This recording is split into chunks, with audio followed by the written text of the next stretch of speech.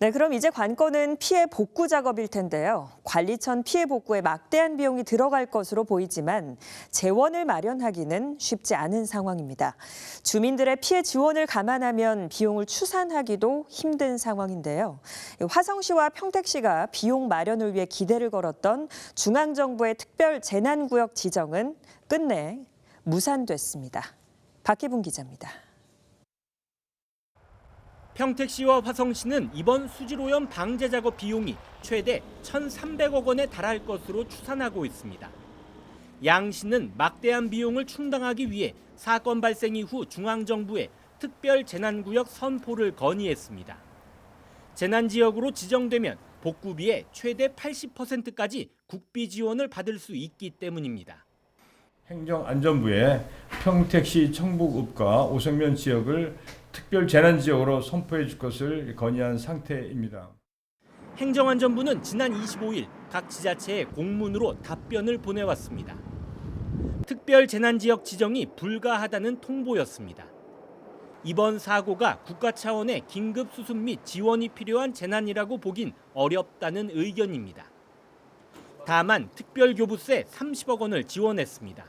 지자체 차원에서 수습이 가능할 것으로 판단된다라고 우선 공문을 보냈고, 저희만 단독으로 판단한 건 아니고 환경부에서 수질이나 토양 오염 관련된 전문가들하고 현장을 판단해보고 통보를 했고.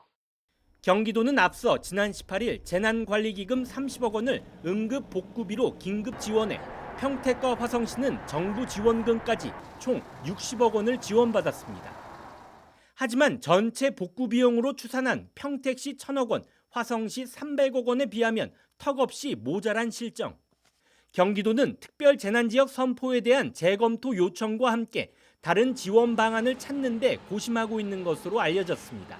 다른 지원 방안이 없는지, 또 그 특별 재난지역 선포에 대한 재검토할 여지가 없는지 다시 살펴보려고요. 워낙 환경부 쪽에 관련된 예산이 없더라고요. 중앙부처에 있는 걸 한번 좀 확인해보고 있는데 딱히 특별재난지역 선포가 되지 않는 한.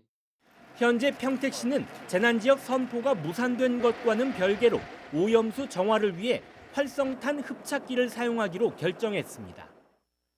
현장 테스트를 마친 가운데 평택과 화성시는 공동으로 흡착기 지원을 한국환경공단에 요청했습니다. BTV 뉴스 박희풍입니다.